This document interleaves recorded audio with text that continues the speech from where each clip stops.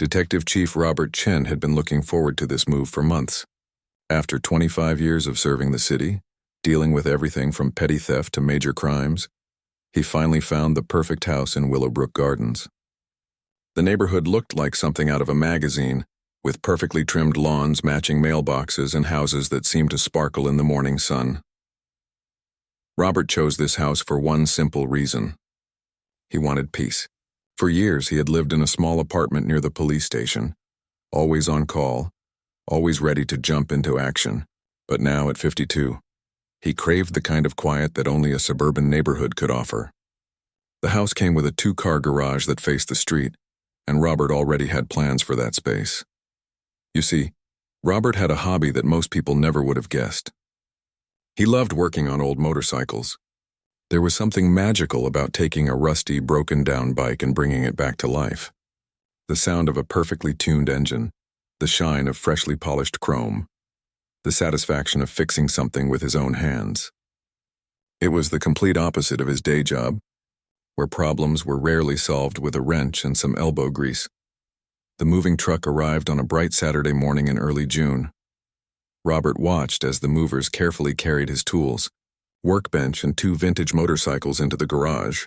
His neighbors probably thought he was just another middle-aged guy with too much money and a midlife crisis. They had no idea that the quiet man directing the movers was the person who ran the entire police department for their city. Robert preferred it that way. He drove an unmarked personal car, never wore his uniform unless he was at work, and generally kept to himself. He had learned years ago that when people found out he was a cop, they either wanted to tell him about every crime they had ever witnessed, or they got nervous and started acting weird. Neither reaction made for good neighborly relationships. As he was setting up his workbench that first weekend, Robert noticed his next-door neighbor watching from her kitchen window. The woman appeared to be in her late 50s with perfectly styled gray hair and clothes that looked like she was ready for a church service, even though it was a casual Saturday afternoon. Every time Robert looked up from his work, she was there, peering through the curtains with obvious curiosity. The woman's name was Patricia Henderson, though everyone in the neighborhood called her Pat. What Robert didn't know yet was that Pat had appointed herself as the unofficial guardian of Willowbrook Gardens standards. She had lived there for 12 years, and in that time, she had made it her personal mission to ensure that every house, every lawn, and every resident met her vision of suburban perfection. Pat had a thick binder filled with HOA rules and regulations, city ordinances, and her own handwritten notes about acceptable behavior. She knew exactly what color shutters were allowed, how tall grass could grow before it became a violation, and what types of decorations were appropriate for each season. Most neighbors had learned to simply nod and smile when Pat shared her opinions, which happened frequently. From her kitchen window, Pat studied her new neighbor with growing concern. The man seemed nice enough when he had introduced himself briefly during the move, but now she was seeing some troubling signs. First, there were those motorcycles. They looked old and potentially loud. Second, he was setting up what appeared to be a full workshop in his garage. Third, and most concerning to Pat, he was keeping the garage door open while he worked. In Pat's mind, garages were meant for cars and neat storage. They were not meant to be workshops where neighbors could see inside and potentially hear noise. She had successfully convinced the previous owner of that house to keep his garage door closed at all times, and she was prepared to do the same with this new resident. Robert spent the rest of that weekend organizing his space and getting his first motorcycle project ready. It was a 1978 Honda CB750 that he had bought for $300 from a farmer who had kept it in a barn for 20 years. The bike was rough, with surface rust covering most of the chrome and an engine that hadn't run since the Clinton administration. But Robert could see its potential, and he was excited to spend his evenings and weekends bringing it back to life. As he worked, Robert couldn't help but notice how quiet the neighborhood was. Children played in backyards, couples walked their dogs along the sidewalks, and everyone seemed to take pride in maintaining their small piece of suburban paradise. It was exactly what he had hoped for after decades of dealing with the less pleasant side of human nature. What Robert didn't realize was that his peaceful new hobby was already creating ripples of concern in Pat's well-ordered world. She had spent Monday morning walking through the neighborhood, casually mentioning to other neighbors that the new resident was setting up some kind of industrial operation in his garage. Most neighbors just shrugged, figuring that as long as it wasn't bothering anyone, it was none of their business. But Pat saw things differently. She believed that neighborhoods were like gardens that required constant tending. One weed, if left unchecked, could spread and ruin the entire landscape. In her experience, small violations of community standards inevitably led to bigger problems. First, it would be an open garage door, then loud noises. Then property values would start dropping, and the entire character of Willowbrook Gardens would be destroyed. By Wednesday of his first week, Robert had settled into a comfortable routine. He would come home from work, change into old clothes, and spend an hour or two in the garage working on the Honda. He kept the garage door open for ventilation and light, using only hand tools that made minimal noise. To him, it seemed like the perfect way to unwind after long days of managing department budgets, personnel issues, and crime statistics. Pat, however, was keeping detailed notes. She recorded the times Robert opened his garage door, estimated the noise levels, and even took photographs from her yard. She was building what she believed was a solid case for HOA violations, though she hadn't actually identified any specific rules that were being broken. The stage was set for a conflict that neither Robert nor Pat could have anticipated. Robert just wanted to enjoy his hobby in peace, never imagining that his simple weekend projects would threaten anyone. Pat was preparing to defend her neighborhood's standards against what she saw as a potential threat to everything she had worked to preserve. Neither of them knew that their quiet suburban street was about to become the setting for a confrontation that would change both of their lives forever.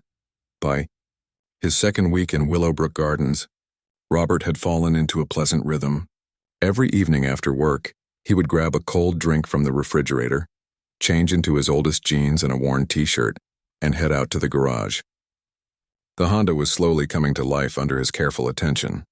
He had already cleaned years of grime from the engine, replaced the spark plugs, and was working on rebuilding the carburetor. The work was therapeutic in a way that Robert couldn't explain to people who didn't understand the appeal. After spending his days dealing with departmental politics, budget meetings, and the endless parade of human problems that crossed his desk, there was something deeply satisfying about working with his hands on something concrete and fixable. Pat, however, was becoming increasingly agitated. What had started as casual concern was now growing into something approaching obsession. She had purchased a small notebook specifically for documenting what she called the garage situation. In it, she recorded not just the times Robert worked in his garage, but also detailed descriptions of every sound she heard, every tool she saw him use, and her estimates of how these activities might be affecting property values. The first direct confrontation came on a beautiful Thursday evening in late June. Robert was humming quietly to himself while adjusting the motorcycle's chain tension when he heard footsteps approaching. He looked up to see Pat marching across the driveway, her face set in an expression of stern determination. "Excuse me," Pat said, her voice carrying the kind of authority usually reserved for school principals addressing misbehaving students. "We need to discuss your garage activities." Robert straightened up, wiping his hands on an old towel. His years of experience dealing with upset citizens had taught him to stay calm and listen first. "Sure," he said with a friendly smile. "What can I help you with?" Pat gestured broadly at the open garage, as if the problem should be obvious to anyone with eyes. "This constant noise and disruption is becoming a serious problem for the neighborhood. People are starting to complain." Robert looked around, genuinely confused. He had been using only hand tools, and the loudest sound in the last hour had probably been when he dropped a wrench on the concrete floor. "I'm sorry, but I'm not sure what noise you're referring to. I've been pretty careful to keep things quiet." "Don't play innocent with me," Pat snapped. "The clanging, the scraping, the constant banging around. This is a residential neighborhood, not some kind of industrial zone. People come home expecting peace and quiet, not to listen to your hobby projects." Robert felt his first flash of irritation, but he kept his voice level. "I understand your concern, but I've been working only during normal daytime hours, and I'm using standard hand tools. I'm pretty sure I'm well within the noise ordinances and HOA guidelines." Pat's eyes narrowed. She had not expected this level of pushback from her new neighbor.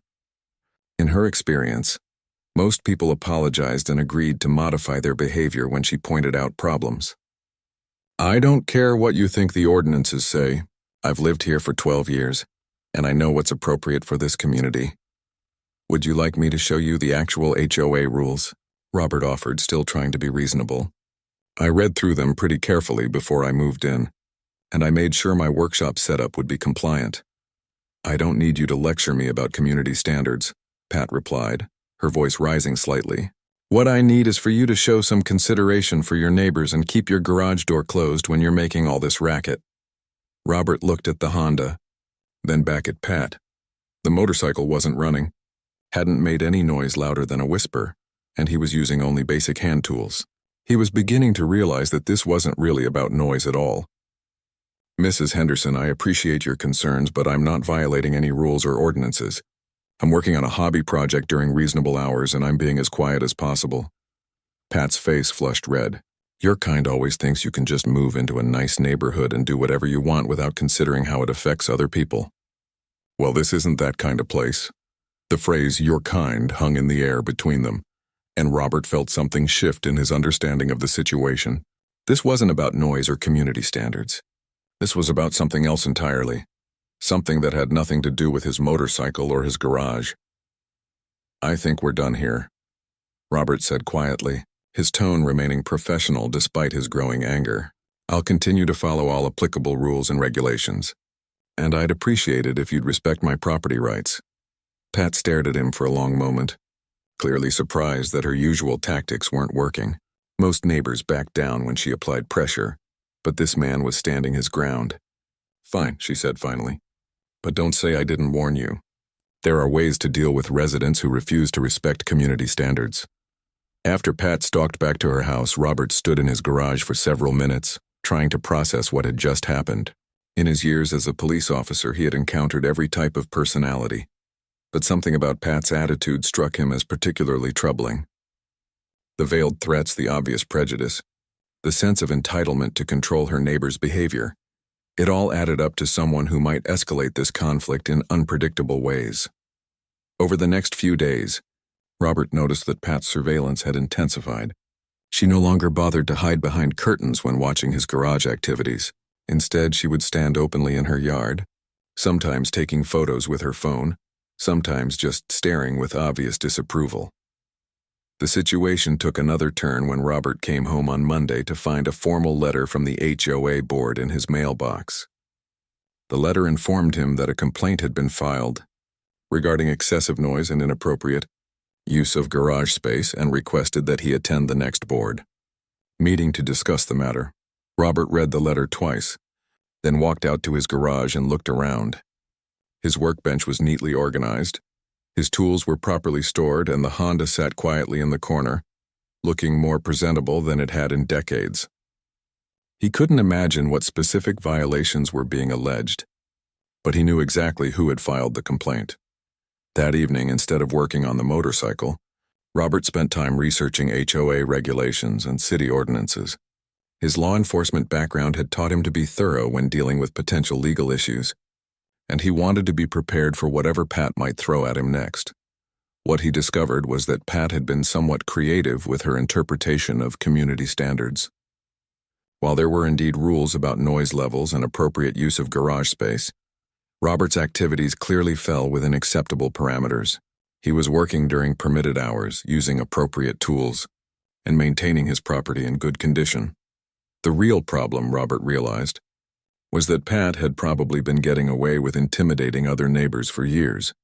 She had established herself as the unofficial enforcer of community standards, and most people had found it easier to give in to her demands rather than fight back.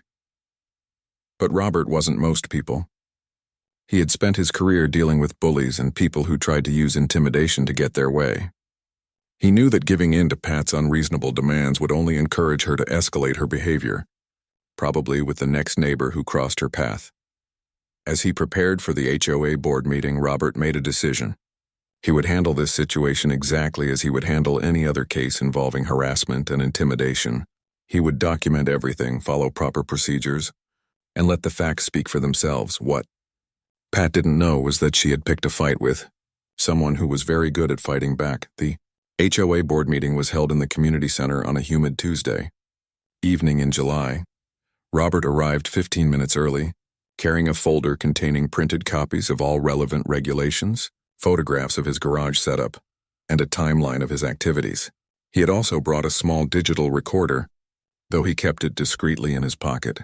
The board consisted of 5 residents, including a retired teacher named Dorothy Kim, who served as president, a local accountant named Frank Morrison, and 3 other longtime neighbors. Robert could tell immediately that they were uncomfortable with the situation. Pat had obviously been working on them for days, building her case and painting Robert as some kind of neighborhood menace. Pat arrived precisely on time, carrying her own thick folder and wearing what looked like her most formal dress. She had clearly prepared for this meeting as if it were a court proceeding, and Robert could see the confidence in her stride as she took a seat. Across the table from him, Dorothy, Kim called the meeting to order and explained that they were there to discuss concerns about garage usage at Robert's property. She asked Pat to present her complaints first, and Pat launched into what sounded like a prepared speech.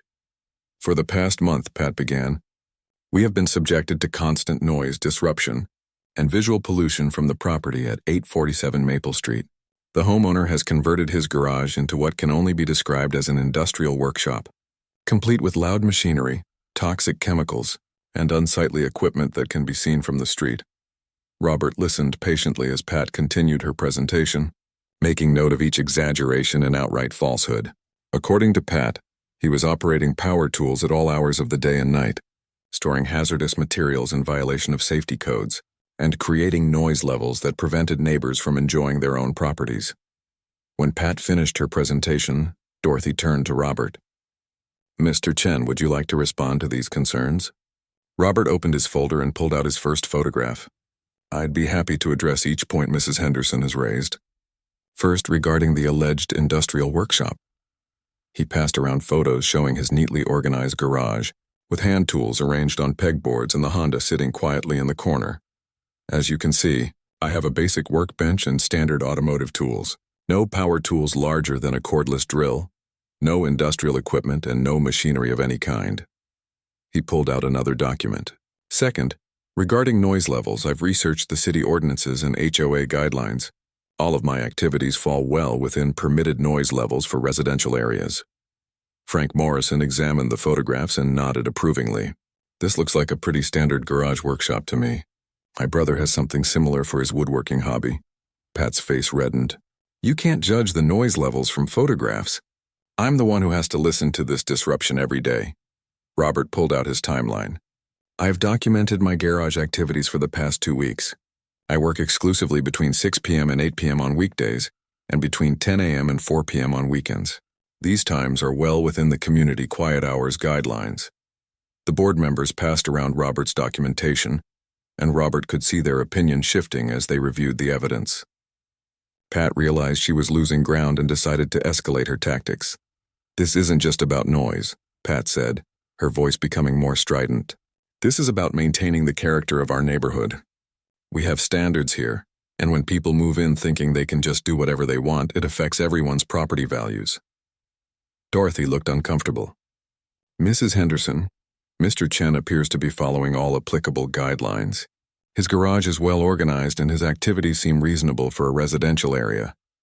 Pat stood up abruptly. Fine. If you won't enforce community standards, I'll find other ways to protect this neighborhood. She gathered her papers and stalked out of the meeting, leaving the board members looking at each other in confusion. After Pat left, the remaining discussion was brief and cordial. The board members apologized to Robert for the inconvenience and assured him that he was welcome to continue his hobby activities as long as he remained within the established guidelines. But Robert knew this wasn't over. Pat's parting words had sounded like a threat, and his experience had taught him to take such threats seriously. People who felt entitled to control others rarely backed down when their authority was challenged through official channels. Over the next week, Robert noticed an escalation in Pat's surveillance activities. She had positioned a lawn chair in her backyard where she could watch his garage directly, and she spent hours sitting there with a notebook, writing down everything she observed. When Robert waved at her in a neighborly gesture, she pointedly ignored him. The situation reached a breaking point on the following Tuesday afternoon. Robert had taken a rare day off to catch up on household projects and was working in his garage around 2 p.m. when his phone rang. It was a work emergency that required his immediate attention, so he grabbed his keys and headed to the police station, leaving his garage door open for ventilation since he planned to return within a couple of hours. What Robert didn't know was that Pat had been watching and waiting for exactly this kind of opportunity. She had noticed that he sometimes left the garage door open when he stepped away briefly, and she had been developing a plan to teach him a lesson about neighborhood respect. 20 minutes after Robert left, Pat made her move. She had noticed that Robert's garage door opener remote was sitting on his workbench, visible through the side window where he had left it while working on some wiring earlier that morning. The window was cracked open about 6 inches for air circulation. Pat retrieved a wire coat hanger from her house and carefully straightened it out. She had seen people break into cars this way in movies, and she figured the same principle would work for reaching through the window gap. It took her several minutes of careful maneuvering, but she eventually managed to hook the remote and pull it close enough to the window to press the button. The garage door rumbled shut, and Pat felt a surge of satisfaction. But she wasn't finished yet.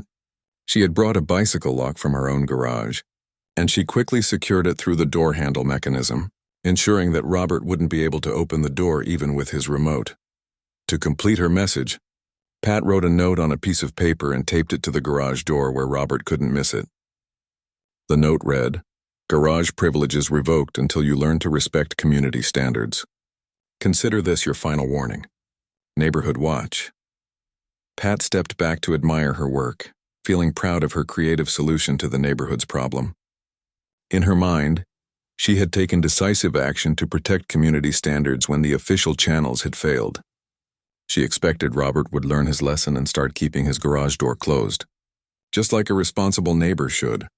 What Pat didn't realize was that she had just committed several crimes against a police chief who had spent 25 years learning how to investigate and prosecute people who thought they were above the law.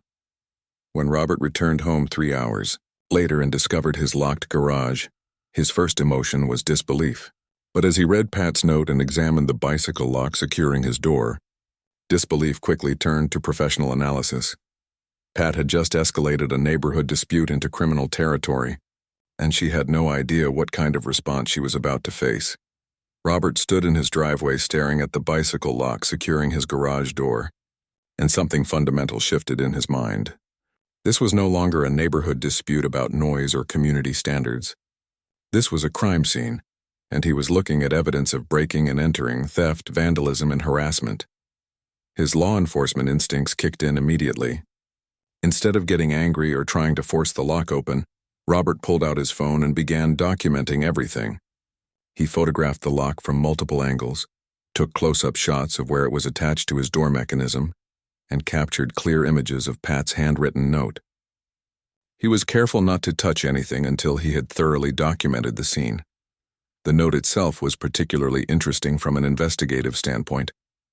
Pat had signed it Neighborhood Watch, which suggested she believed she had some kind of official authority. The phrase final warning implied ongoing harassment and potential escalation if her demands weren't met. Most importantly, the handwriting would be easy to match to other samples if this case went to court. Robert walked around his property, checking for additional evidence of tampering. Near the side window of his garage, he found scuff marks on the siding where something had been dragged along the wall. Looking more carefully, he discovered that the window screen had been bent and pushed aside, clearly showing how someone had gained access to manipulate his garage door remote. The professional in Robert was impressed by the amount of evidence Pat had left behind. In his years of investigating burglaries and break-ins, he had rarely seen such a clear trail of criminal activity. It was almost as if Pat had wanted to be caught, or simply had no understanding that her actions constituted serious crimes. Robert's next step was to check his home security system. He had installed basic cameras when he moved in, mainly for general security purposes, but now he was grateful for the foresight. The camera positioned near his garage had captured everything, from Pat's reconnaissance activities to her actual break-in attempt. Watching the footage on his laptop, Robert could see Pat pacing in her yard for nearly 20 minutes after he left, clearly waiting to make sure he was gone. The camera had captured her retrieving the coat hanger, struggling to reach through the window, successfully activating the garage door remote, and then securing the bicycle lock. Most damning of all, it showed her taking time to write and post the threatening note. From a legal standpoint, Robert knew he had an airtight case. Pat had committed criminal trespass by accessing his property without permission, theft by taking control of his garage door remote, vandalism by securing his door with her lock, and harassment through her threatening note. Depending on the value of potential damages, some of these charges could even be elevated to felony level. But Robert also knew that how he handled this situation would set a precedent for his relationship with the entire neighborhood. He could call his own department and have Pat arrested within the hour, but that would immediately reveal his profession and potentially create more drama than necessary. Instead, he decided to give the proper channels one more chance to work. Robert called the property management company that handled HOA enforcement. He explained the situation calmly and professionally, describing the criminal acts without revealing his law enforcement background. The property manager was clearly shocked and promised to contact the HOA board immediately. Next, Robert called a locksmith to remove Pat's bicycle lock. He made sure the locksmith understood that this was potential evidence in a criminal case, and asked him to preserve the lock and document how it had been attached. The locksmith, a veteran of many domestic disputes, understood immediately and handled everything with appropriate care. While waiting for the locksmith, Robert began researching Pat's history in the neighborhood. He had learned over the years that people who escalate to criminal behavior rarely start with major crimes. Usually, there's a pattern of increasingly aggressive actions that builds over time. Robert started by searching online property records and found that Pat had indeed lived in Willowbrook Gardens for 12 years. He then checked social media and neighborhood forums, where he discovered several interesting threads about community standards enforcement and problem neighbors. Reading between the lines, it became clear that Pat had been involved in multiple disputes with other residents over the years. Most revealing was a thread from 2 years earlier where a family had asked for advice about dealing with a neighbor who was harassing them about their yard decorations. The description of the harassment tactics matched Pat's behavior perfectly, and several other residents had chimed in with their own experiences dealing with the same individual. Robert also found references to at least 2 families who had moved away from Willowbrook Gardens after what were described as ongoing conflicts with a particular neighbor. While no names were mentioned, the timeline and descriptions made it clear that Pat had been driving people out of the neighborhood for years. The locksmith arrived within an hour and professionally removed Pat's bicycle lock. As he worked, he mentioned that he had been called to this neighborhood several times over the years for similar situations. "Some people think they own the whole street," he said, shaking his head. "Usually takes getting the police involved before they back down." After the locksmith left, Robert sat in his garage and considered his options. He could file a police report and let the justice system handle Pat's criminal behavior. He could work through the HOA to seek her removal from any community positions. Or he could try one more time to resolve this through direct communication, though Pat's escalation to criminal activity suggested that reasonable discussion was probably off the table. Robert's phone rang, interrupting his thoughts. It was Dorothy Kim from the HOA board, and she sounded upset. "Mr. Chen, I just heard about what happened to your garage. This is completely unacceptable behavior, and I want to assure you that the board will take immediate action." "I appreciate that," Robert replied, "but I think this has moved beyond what the HOA can handle. Mrs. Henderson has committed several crimes, and I'm going to need to consider involving law enforcement." Dorothy was quiet for a moment. "I understand completely. In fact, I think you should know that after tonight's meeting, 2 other neighbors came forward with their own stories about Mrs. Henderson's behavior. We're dealing with a pattern of harassment that goes back years." Robert felt a familiar satisfaction that came with pieces of a case falling into place. "I'd be interested in hearing those stories if the neighbors are willing to share them." "I'll reach out to them," Dorothy promised. "And Mr. Chen, I want you to know that you have the full support of the HOA board. Mrs. Henderson's actions tonight were completely out of line, and we won't tolerate this kind of behavior in our community."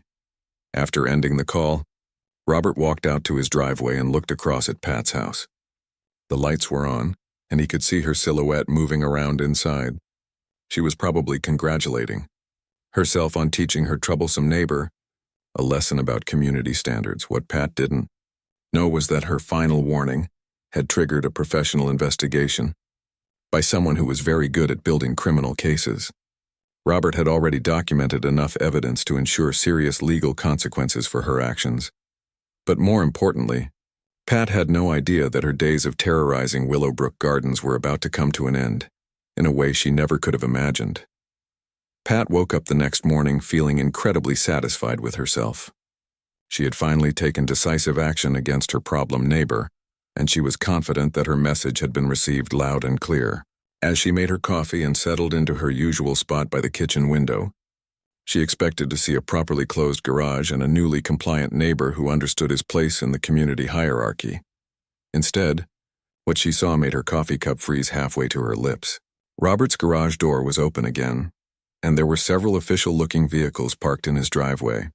A locksmith's truck, what appeared to be a property management company van, and a sleek black sedan that screamed authority figure.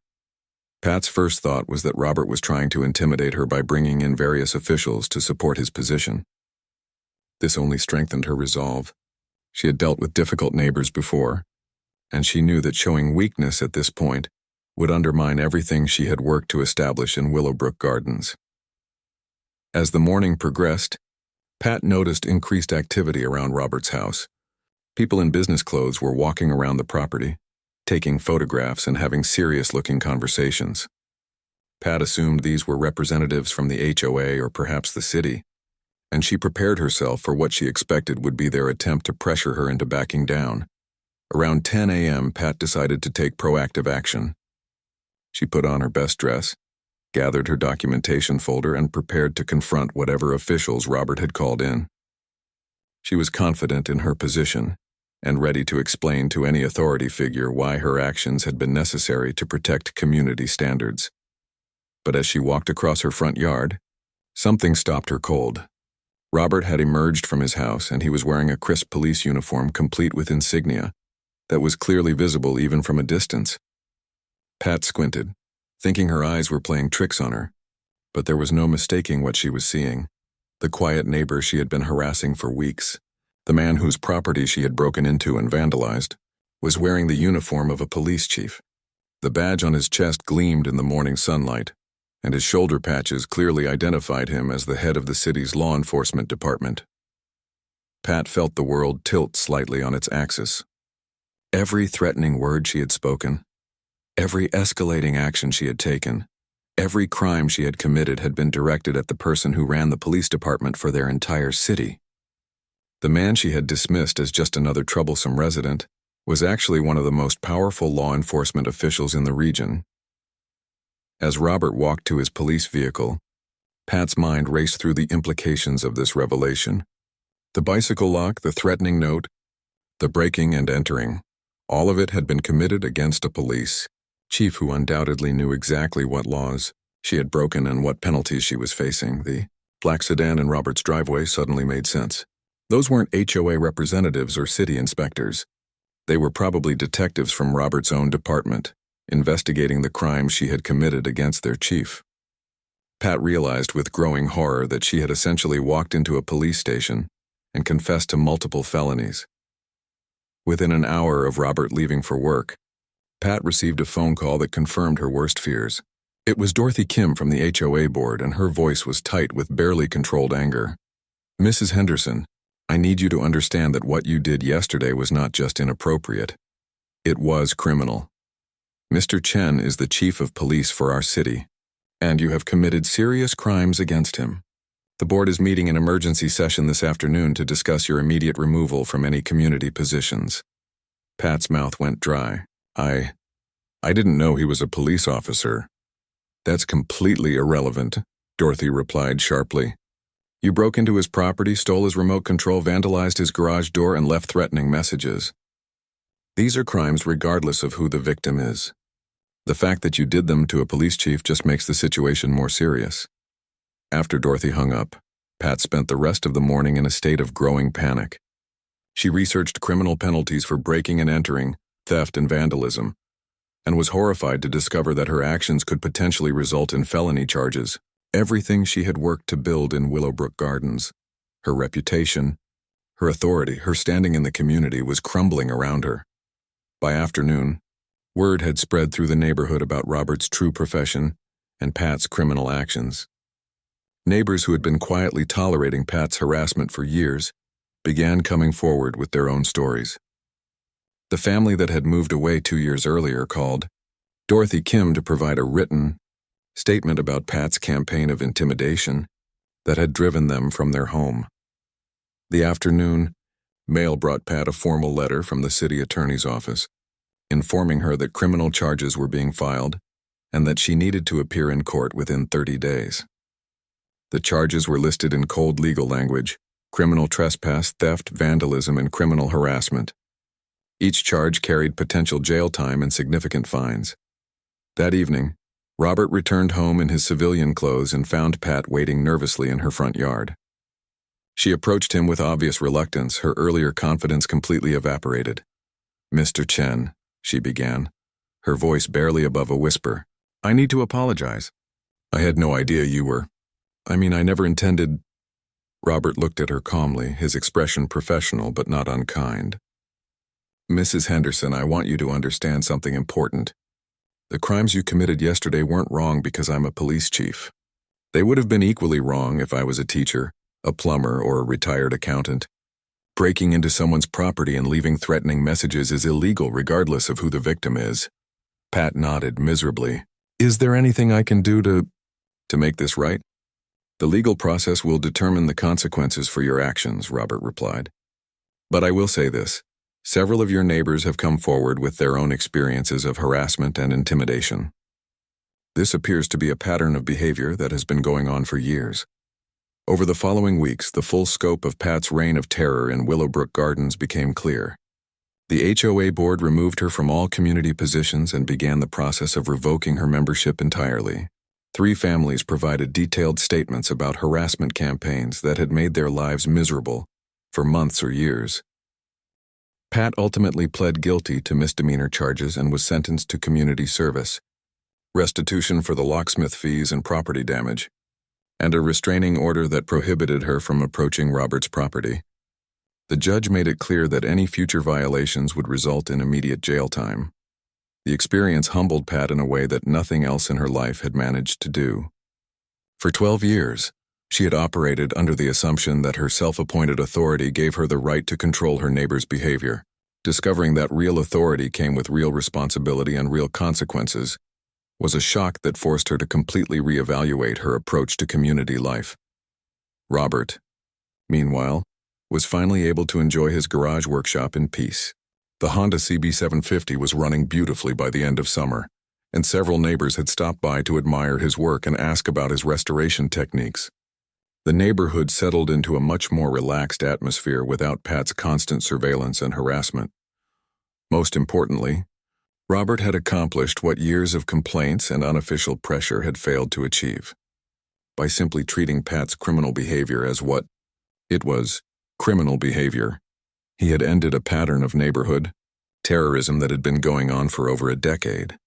The other residents of Willowbrook Gardens learned an important lesson as well. Sometimes the quiet neighbor working peacefully in his garage turns out to be exactly the person you want on your side when someone decides to cross the line from annoying behavior into actual crime.